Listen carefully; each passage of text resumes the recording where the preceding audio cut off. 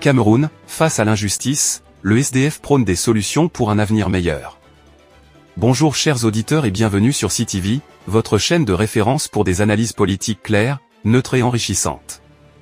Aujourd'hui, nous plongeons dans un discours qui ne laisse personne indifférent, celui du président national du Social Democratic Front, SDF, l'honorable Joshua Ozi, qui propose des solutions audacieuses face aux défis du Cameroun.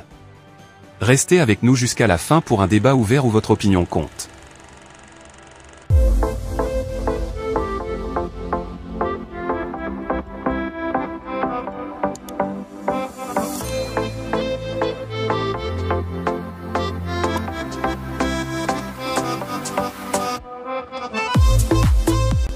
Imaginez un pays où chaque enfant va à l'école, où chaque citoyen possède une pièce d'identité, et où les terres appartiennent aux communautés qui les cultivent.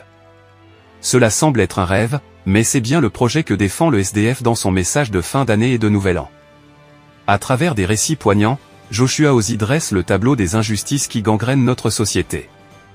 Depuis 42 ans, le Cameroun est dirigé par le président Paul Biya.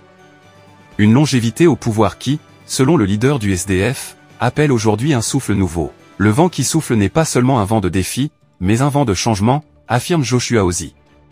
Et ce changement, le SDF le propose à travers des solutions concrètes et inclusives. L'éducation, un droit pour tous. L'éducation est souvent qualifiée de clé de l'avenir, mais dans certaines régions du Cameroun, cette clé semble introuvable. Le SDF propose un programme de bourse familiale pour garantir l'équité dans l'accès à l'éducation. Une autre idée forte, l'introduction de l'école numérique pour réduire les disparités géographiques et économiques. L'identité, un droit fondamental.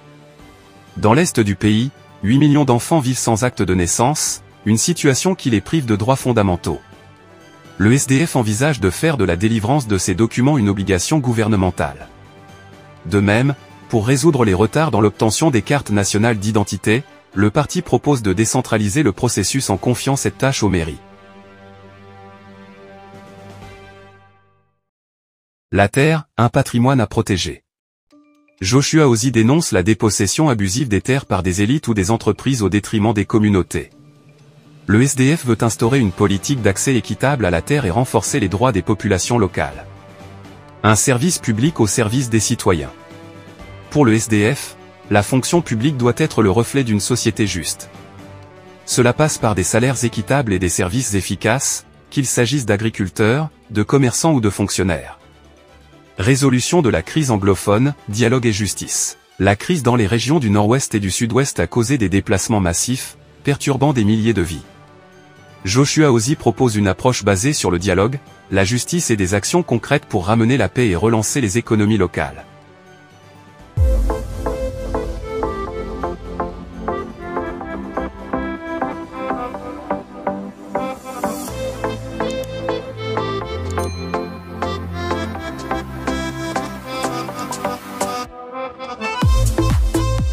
Un appel au peuple, ensemble pour le changement.